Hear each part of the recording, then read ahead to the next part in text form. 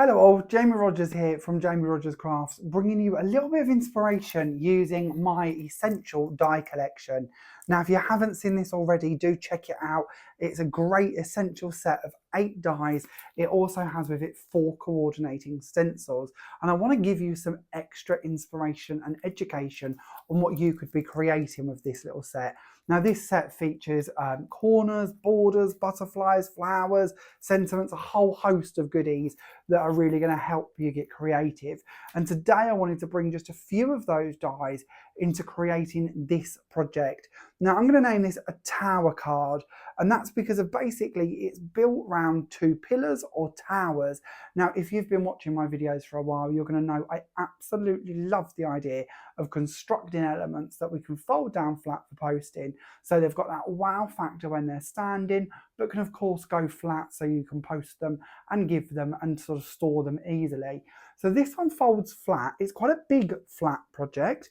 When it goes down, if you wanted to pop it into a box or an envelope, it will sit relatively flat, and this one will measure approximately about 11 inches by about 8¼ So it's quite a big one to box or handle, but it's actually really lovely once it's standing, and of course could be made to all different shapes and sizes.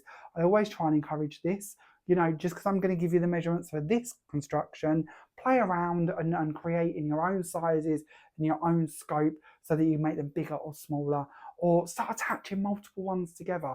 There's lots we can talk about, lots of ideas, but today I'm going to show you how easy it is to actually make this construction, just basically formed around a few different score lines and folds, and making use and of course introducing you to ways in which you can be using these incredible dies.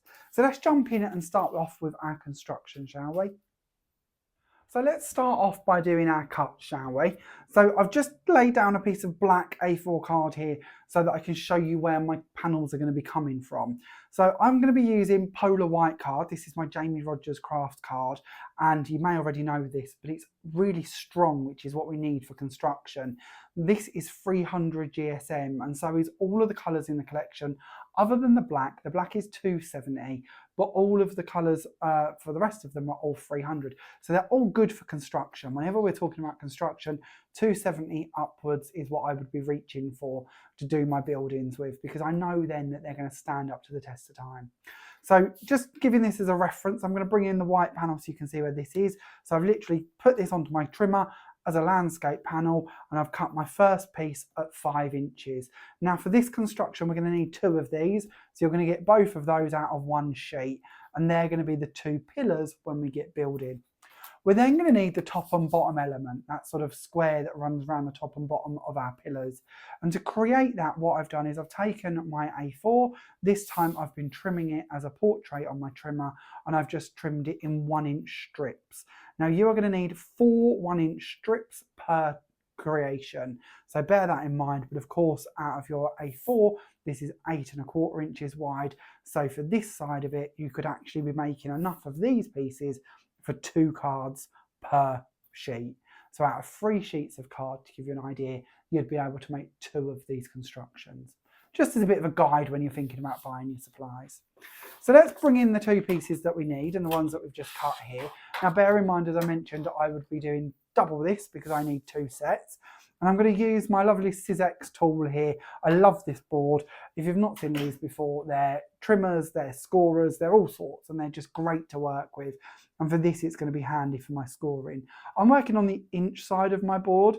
Now, if you're not somebody who likes to work in inches, you can of course convert this quite easily to centimetres. Basically, what we need here is 5 panels which are all equal. So you could do it in centimetres, and you could make this 10 centimetres wide, for instance, and then cut and score them at every 2 centimetres, and you'd have slightly thinner pillars than the inch ones I'm working with. Or of course you could go for 2.5, which is the equivalent to your inches, and work up that way if you prefer. But everything we're talking about could of course be converted. So all I'm going to do is score this into 5 equal pieces. Now I'm working in the middle of the board here, but I'm coming down from the 10, and I'm going to score at every inch.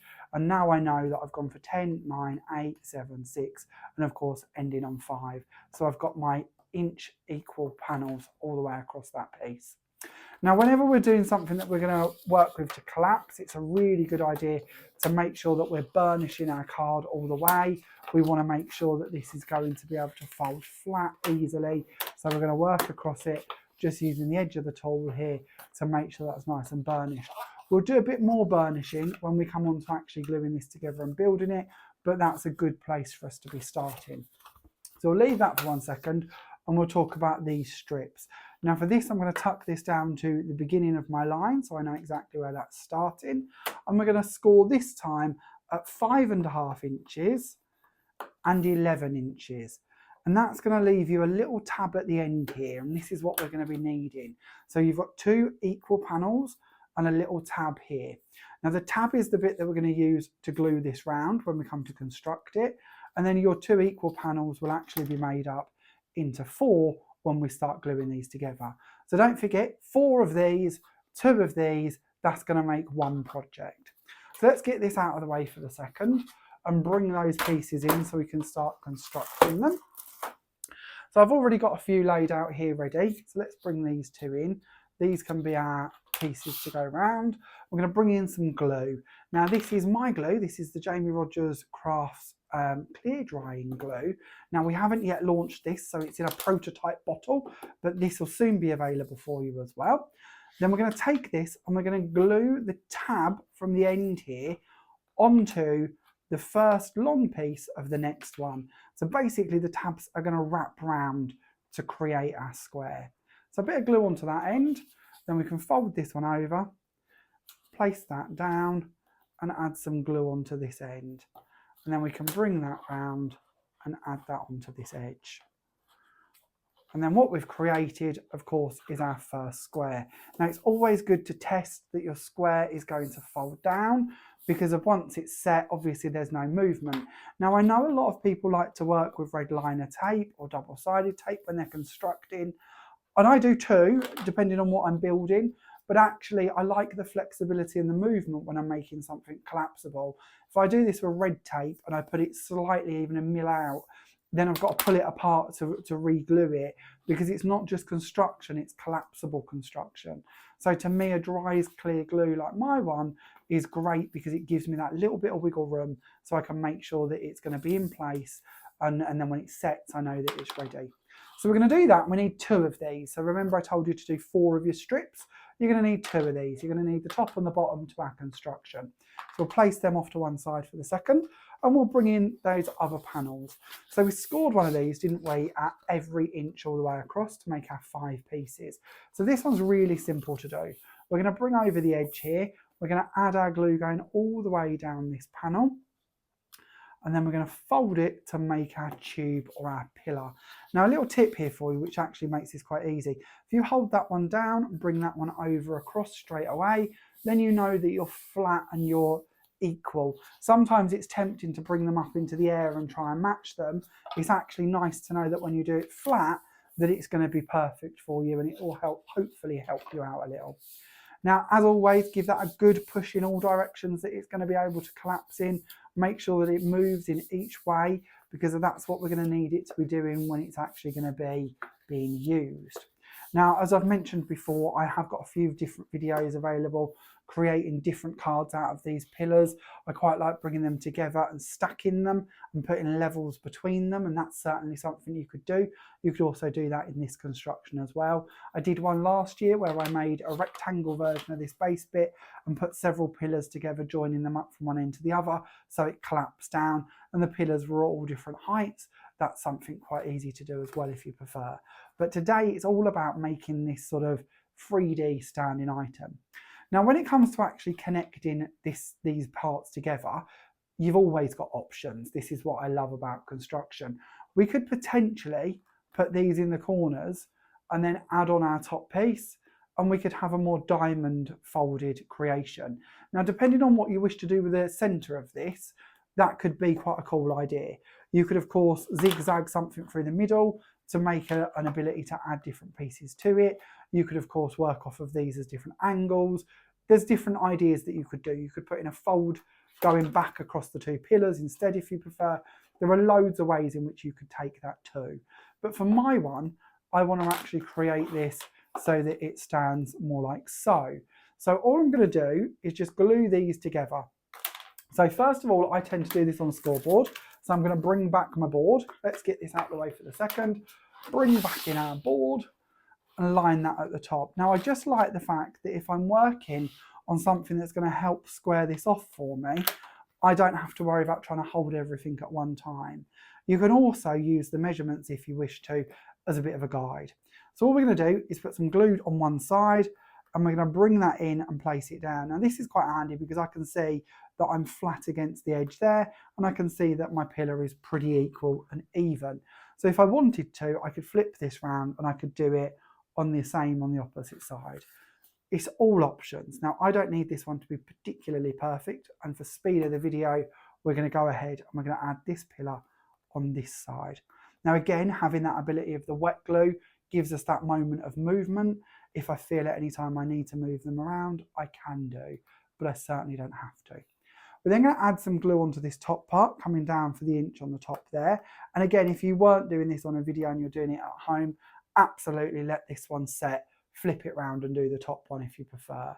But just to give you a quick idea of what we're doing, we'll add some glue onto the top here of this one as well. And we're going to bring in this top piece. Now again, if you're a bit more patient than I am here, you can make sure that your base is aligned to your top and that everything is matching by just flipping it over. But that's basically how we construct this. And then we just make sure that when the glue is sort of setting a bit more and everything's in place, that we can still collapse that down. And this really is one of our tests. We need to make sure that it folds down flat. Now again, I'm pushing the boundaries slightly here, but actually I'm quite happy with that. That's staying together. I can see that that can go in both directions and fold down flat. So that's quite good actually. But if you're at home, give it a little bit more time than I am here. Now I've already gone ahead and done one of these for speed, and that's why I say I really don't need that one to be too perfect. So we're going to bring this one in here. Now I've already chose to decorate mine as well, just for some speed, because you don't want to watch all of these bits being added on. So obviously all of our panels here, we know that these base parts, these were 5.5 inches in width by 1 inch in height as I'm looking at them here. So when we come to our layers, all I've done here is 5.25 in length by 3/4 and then 5 inches by half. And that pretty much represents the measurements that I've gone through everything with. So just stepping down in quarter increments. Now for my cardstock, obviously I'm sticking to my polar white, but I've also bought in some of our night sky navy as the panels and different decorations. Of course, that's one of my elite cardstocks as well. And I've gone all the way around these, as you can see. Now, quite quickly, you might notice that this is, of course, going to work. It will fold down, but obviously there's nothing connecting our two tower pieces. So when they go down, you can, of course, fold them flat. You can push them down flat, but there's nothing automatically taking them flat. And that's because these are not joined across the middle here. So this is really one of the ways in which you can bring in a bit more body to your construction, is by adding some elements connecting these two pillars. So I've gone ahead here and I've bought in a couple of panels.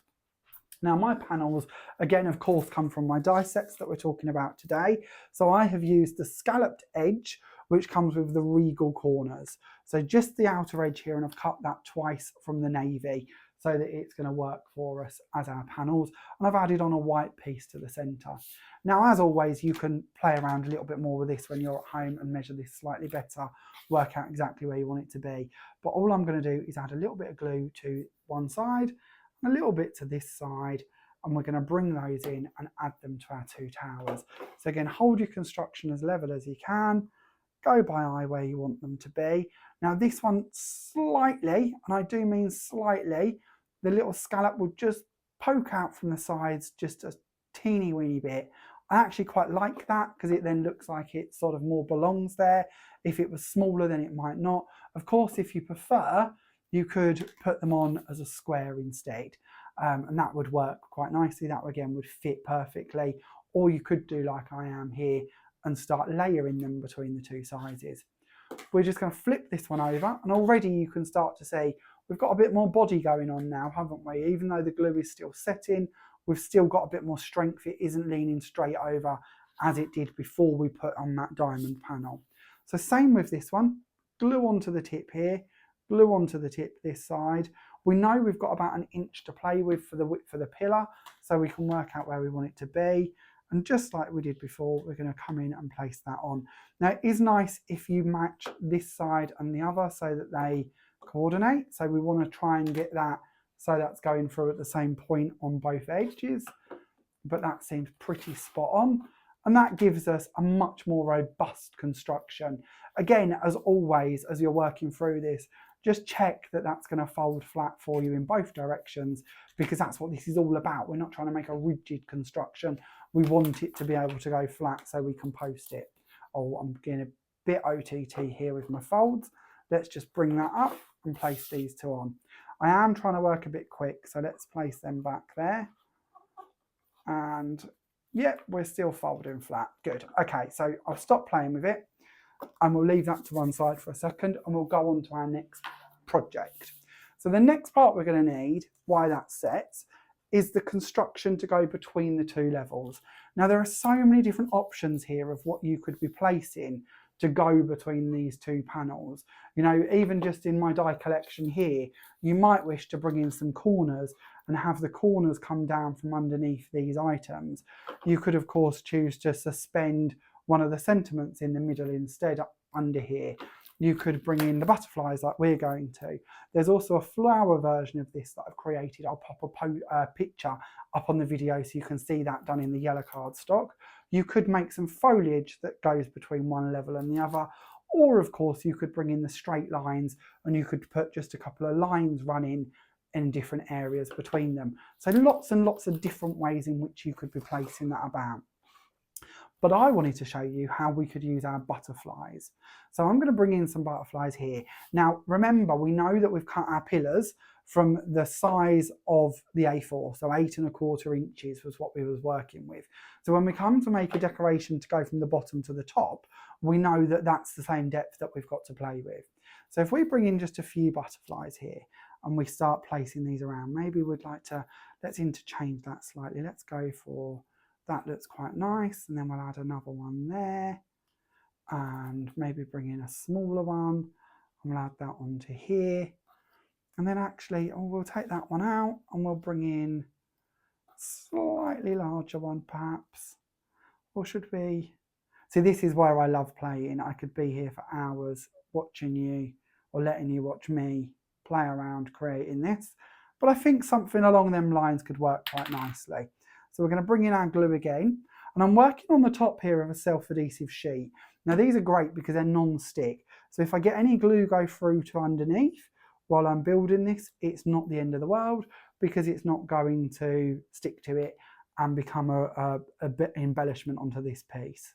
You could of course use any other non-stick surfaces you have around you.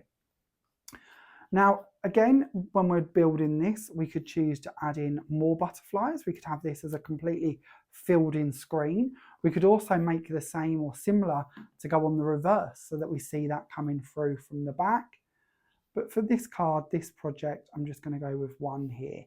Now, I love doing this because to me, that actually very quickly looks like I've bought that as one die. So straight away out of my set of dies, I've got a different style and a different use. Now with the butterfly set, this is the elegant butterfly set. You can see that I've gone for the full butterflies. There are of course the side view butterflies, and those we could bring in, we could layer them, and we could do very similar with those too. The same applies to the flowers. When you see the flower sample at the end of the video, if you want to join the flowers together to make your pattern and then 3D them on the front and build them up so there's even more sort of body and dimension to them. Or of course, like I have with the butterflies, you can just add in a few pearls and embellishments to decorate that up. Now we're going to let that dry for 1 second because obviously we've got a panel that's going to need a little bit of time to set, making sure that that's nice and strong. So we're going to bring in our decoration for the center here. So with this one, I've gone for, again, the scalloped edge. And I don't know if you've noticed this, but between the two different sentiments and between the two different corner sets, and I'll try and bring all of these in at once for you, you've got a bit of a pattern going on. With our butterfly corners, you've got a decal edge running around them. With our happy birthday, you have a decal edge to that set, separate edge that you can use with the happy birthday, or of course you can use it with the with love instead, if you wish to. And there is more coming with these too, so more options to use and more edges too actually, but I'm not allowed to tell you too much because it's far too soon to be telling you about what's coming. Then again, with our Regal corners, you're going to notice you've got the scalloped edge to this set, which of course you've then got the scalloped edge running around the with love. So straight away, I know that I've used the scalloped edge on the construction in the middle here. So I want to use the scalloped to go around the side of the sentiment. So I've used the outside edge and cut this out of the same night sky navy. I've then used the inner edge and the central filigree panel to cut out my with love in white, in the polar white, and stuck those together to create my embellishment. I'm then going to place this on the front panel here to the card, and we're going to place that just there so everything is coordinating. Now I'm choosing not to put anything on the reverse because to me, the recipient or the purchaser, depending on how you're doing this or if you're going to send the card, can actually fold that relatively flat if they wish to, write their message on there of their sort of greeting or message, and then it can still be decorated and done. Equally, if you prefer, if you're going to be selling these, if you'd like to do that, that's not a problem. You could, of course, leave this with some double-sided tape for them to adhere, and they could write that flat and then stick it on themselves when they're ready to actually decorate the card and send it, or to send the card. So lots of options there if you are somebody who sells at craft fairs. So our construction here of our butterflies now seems ready to adhere to our card. So all I'm going to do is place a little bit of glue here on the top, and a little bit on the bottom. It dries clear, so I don't have to be too precise where I'm adding the glue. And then we're going to pop that going across the top and onto the bottom bit here.